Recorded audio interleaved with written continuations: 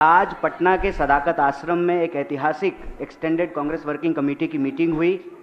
वैसे तो इस मीटिंग में कई मुद्दों पर चर्चा हुई, देश भर के विषय पर चर्चा हुआ, संगठन सृजन पे चर्चा हुआ, लेकिन इस बैठक का फोकस बिहार था और वोट चोरी का सवाल था।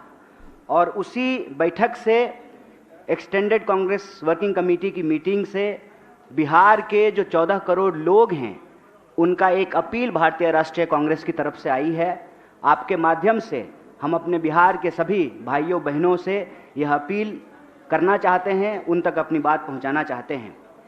इस अपील का जो पहला बिंदु है वो ये है कि देश के आज़ादी के आंदोलन से लेकर के बिहार में जब पहली सरकार बनी तो उस सरकार ने बिहार का औद्योगिकीकरण किया।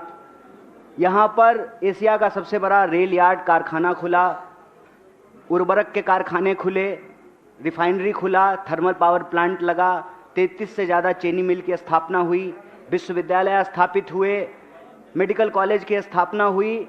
तो बिहार में कांग्रेस पार्टी की शुरुआत आज़ादी के आंदोलन से लेकर के आज़ादी के बाद औद्योगिकीकरण से शुरू होती है, जिसका फोकस समाज के अंतिम पायदान पर खड़े व्यक्ति तक विकास की उस धारा को पहुंचाना था, उनको बराबरी का अधिकार दिलाना था, उनके लिए सामाजिक न्याय और उनके हक और अधिकार को लेकर के लड़ना था। यही हमारी लोकतंत्र की मूल आत्मा है। और इस बैठक में यह अपील की गई कि जब आज लोकतंत्र पे हमला हो रहा है तो लोकतंत्र की जननी बिहार से ही उस लोकतंत्र को बचाने की लड़ाई छेड़ी जाएगी। और इस अपील में यह साफ साफ कहा गया है कि राहुल जी का मताधिकार यात्रा यह इस बात के संकल्प को दोहराता है कि कांग्रेस पार्टी किसी भी सूरत में 1 पर्सन 1 वोट के उस अधिकार को, संविधान को और लोकतंत्र को झुकने नहीं देगा, मिटने नहीं देगा। कांग्रेस पार्टी का एक एक कार्यकर्ता लोकतंत्र के लिए, वोट चोरी के खिलाफ, अपने हक और अधिकार के लिए संघर्ष करेंगे। यह बात हम लोगों को समझ लेना चाहिए कि जो सरकार वोट चोरी से बनेगी वो सरकार जमीन की चोरी करेगी।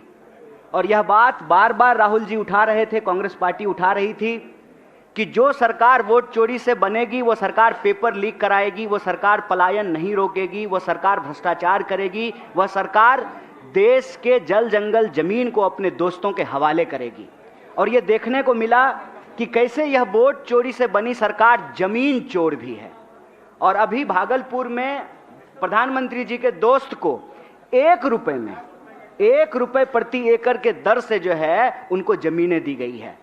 तो यह वोट चोरी की सरकार जमीन चोर है। और जब सरकार वोट चोरी से बनती है तो वो सिर्फ जमीन चोरी नहीं करती है, वो इस देश के, इस प्रदेश के युवाओं का भविष्य चोरी करती है, वह लोगों के रोजगार को छीनती है। तो यह जो वोट चोरी से बनी सरकार है वह रोजगार चोर सरकार है। और वो रोजगार चोर सरकार ऐसे है कि आप बीपीएससी का एग्जाम उठा करके देख लीजिए, TRE 4 का एग्जाम उठा करके देख लीजिए, बिहार में होने वाला कोई ऐसा एग्जाम नहीं है जहां पेपर लीक नहीं हो रहा है। और उसके खिलाफ जब बिहार के नौजवान सड़कों पर उतरते हैं, अपना हक मांगते हैं, तो उनके ऊपर लाठियां बरसाई जाती है। हम नौकरी मांग रहे हैं, हमको लाठियां दी जा रही है। तो वोट चोरी से बनी यह सरकार रोजगार चोर है। इसके साथ साथ हमने बिहार में यह देखा है कि आए दिनों लगातार कानून व्यवस्था बिगड़ती जा रही है। और आज कांग्रेस प्रेसिडेंट ने एक बड़ी अच्छी बात कही। उन्होंने कहा कि यह सुशासन नहीं है, कुशासन है। और ऐसा लगता है कि प्रशासन जो है बहुत लंबी छुट्टी पे चली गई है बिहार की। प्रशासन तभी एक्टिव होता है जब स्टूडेंट को पीटना हो, जब शिक्षकों को पीटना हो। प्रशासन तभी एक्टिव होती है जब शराब माफिया से, भ्रष्टाचार में पैसा वसूलना हो। इस प्रदेश का शासन और प्रशासन जो है वो लंबे समय के लिए छुट्टी पे चला गया है।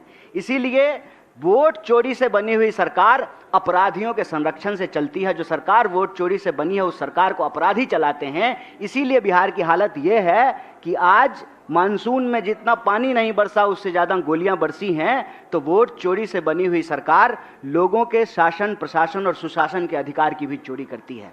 तो यह जो अपील है आज कांग्रेस वर्किंग कमेटी ने बिहार के मतदाताओं के नाम जारी किया है। हम उसके एक एक बिंदु को डिटेल्स नहीं बोल रहे हैं, संक्षेप में आपके बीच में रखा है। यह अपील आप तमाम मीडिया के साथियों को मिल जाएगा। और हमारा आपसे निवेदन है कि बिहार के हक की इस लड़ाई में, संविधान बचाने की इस लड़ाई में, वोट चोरी को रोकने के लिए और लोगों की नौकरी के लिए, पलायन को रोकने के लिए, भागीदारी के लिए इस मुहिम में हमारा साथ दीजिए। बहुत बहुत शुक्रिया, बहुत बहुत धन्यवाद।